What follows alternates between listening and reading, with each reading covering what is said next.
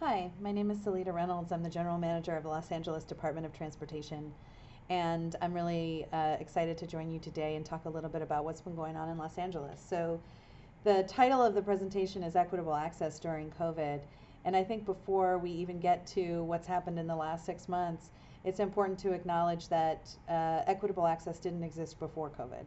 And if you want to just take a decade and take a look at what really the legacy of inequity looks like in a city like Los Angeles, you can look at the 1960s. So in the 60s, the city dismantled our last red car trolley lines, cable car lines that had connected really the entire city and allowed people to access neighborhoods and opportunities around a geographic area that was large and quickly growing. But that same era is when the Eisenhower administration, which had begun its huge interstate infrastructure program, really had expanded into and through most U.S. cities. And so instead of ringing them or going around them, many of those freeways bore directly through them. And if you look up the history of the Sugar Hill neighborhood in Los Angeles, you'll see encapsulated there the story of Hattie McDaniel, who was the first black woman to win an Oscar in the United States, and she had managed to fight hard and purchase a home for herself, and that several of her neighbors also owned their homes. And the freeway came through and bulldozed many of them and isolated the West Adams neighborhood in the shadow of many of the public health effects of living near that freeway for decades. And they're not alone in many of the decisions about where to build infrastructure during the last big age of infrastructure in the United States were intentionally and overtly racist. They bulldozed black and brown communities in order to connect wealthier white neighborhoods who had been able to purchase property in places where black Americans had been redlined out of being able to own property, as well as many other ethnicities, connect those white neighborhoods to opportunities in the central city.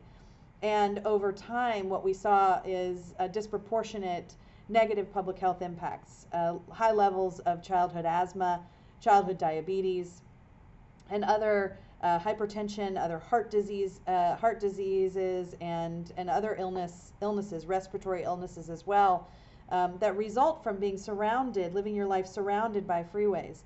And for all of this, sort of the way that we reshaped our city around this disruptive technology of the automobile, what we ended up with was a place where really in most places in LA, you can reach 10, 12 times as many jobs in an hour by car as you can in an hour by transit.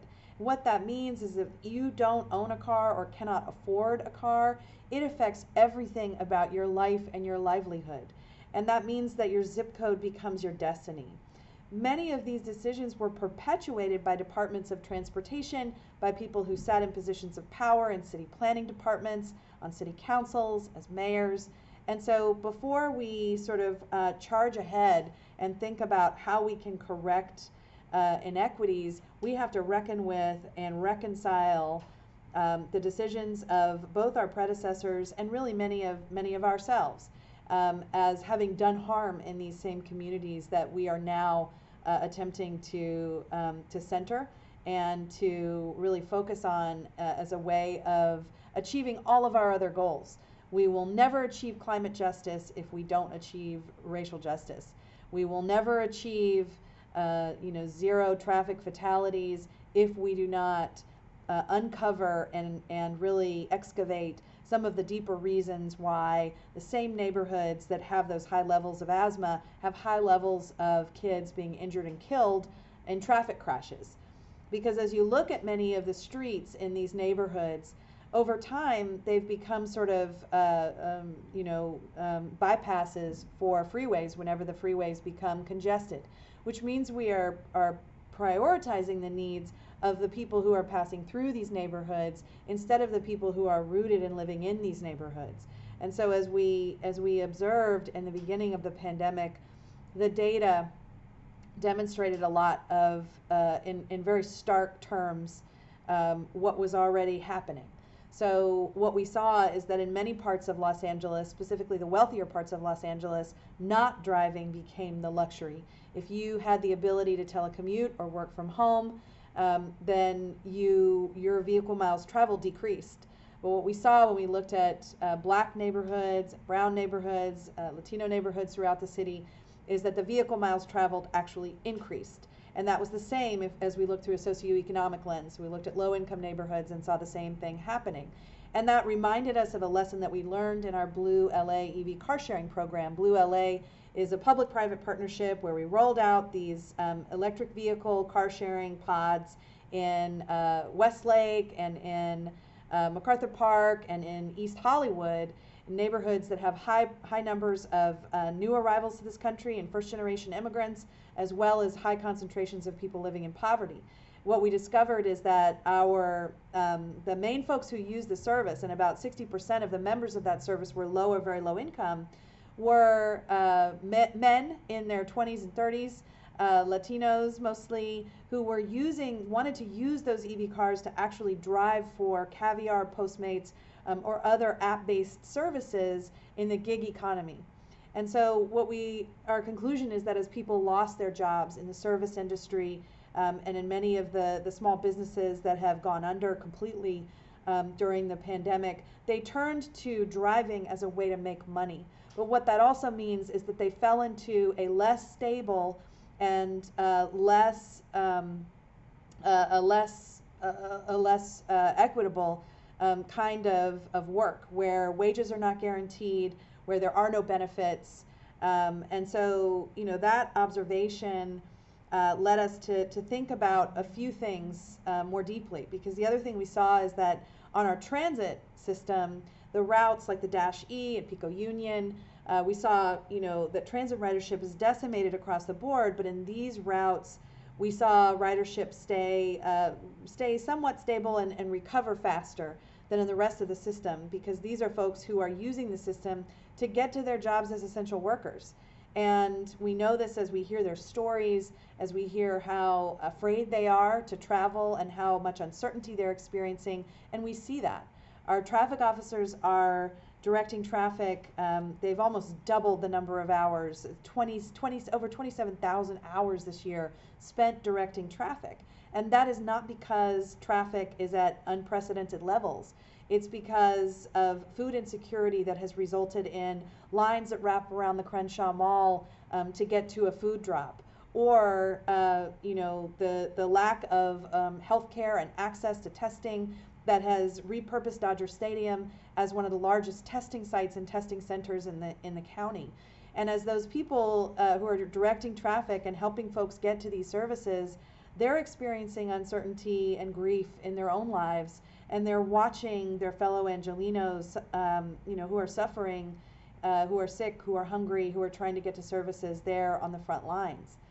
So for us, we did a few things. First, we needed to be really thoughtful about resisting the very blatant calls to opportunism. And those calls were led by well-meaning people who have worked really hard for many years to try and get streets to be redesigned for people biking and walking. And those things are laudable goals, specifically as we try and address the other pandemic of traffic violence that we see that has not abated. Unlike other economic downturns, when vehicle miles traveled drop, fatalities usually drop. That's not the case here.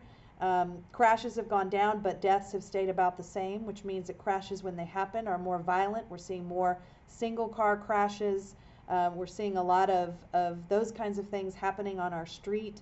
And as we sort of looked at how were we going to really respond to the real needs of community, we needed to resist the pressure to rush ahead and to skip and shortcut what this moment was really calling on us to do, which is to be humble and be silent and lift up and center the voices of community. And what we heard is that in some parts of the city, there was a great desire to create, slow streets where the car is seen as a guest, and people are invited to walk, bike, and roll in the streets. In other parts of the city, People wanted to repurpose restaurateurs and small business owners, which represent the best of the character of any city, wanted to use their curbs differently for pickup and drop off, and they wanted to use their sidewalks and their parking spaces differently to invite guests back to spend time and money and enjoy the food that the chefs wanted to serve. So we have 2,000 of those applications from restaurateurs around the city. We have 50 different neighborhoods that have slow streets, and we also have some neighborhoods that have been working hard with us to get their streets into to be more safe and to be more inviting and to be more comfortable. And we use the drop in traffic to be able to make those construction projects less expensive, but to make sure that the outreach we did was done with a lot of dignity and making sure that we were centering the needs of the people in those neighborhoods. So we ended up with about 50 lane miles of upgraded or new protected bike lanes and bus lanes in downtown LA, but also in South LA and in other parts of the city where we had been working for a long time.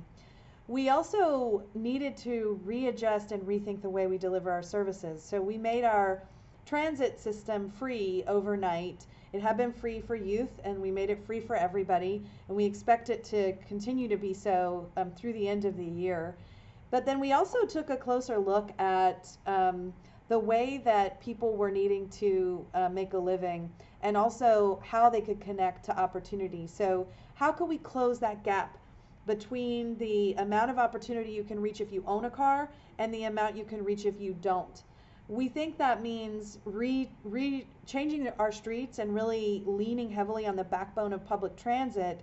But we also think in a city like Los Angeles, where we are dealing with land use decisions and fixed realities of the built environment that are not going to change, we needed to expand our definition of what universal basic mobility might look like. So what would it mean to be able to access a cheap, reliable, maybe even free electric vehicle when you needed it? What would it be like to have an electric bike library in your neighborhood? What would it look like to be able to have a mobility wallet that would allow you to get on the bus, pick up a bike, jump in an EV car share, or call for TNC service or taxi service if you needed it, and to have that package of services be available for you in a way that was really affordable and in a way that closed the gap of what you can access if you own a car versus what you can access if you don't. That is about environmental design and really prioritizing biking and walking and public transit, but it's also about confronting the reality that in this city, people still need a car for certain trips, and we need to do everything we can to make sure that the cars that they use are both cleaner and also do not have a drain on household budgets that are stretched to the limit, where people are having to decide, do I pay rent or do I make my car payment?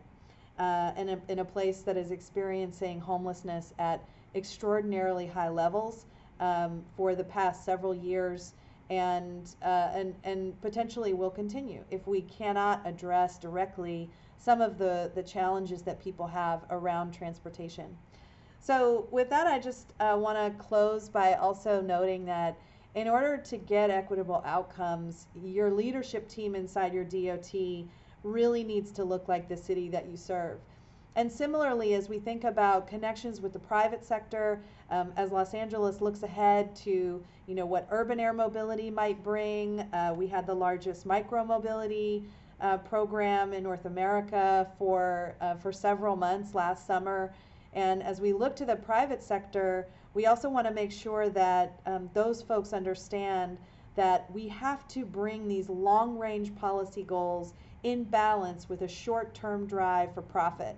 And that when we can get that synergy right is when we can really begin to see things change in our cities and things change for the folks who up until now have really been left behind. Thank you.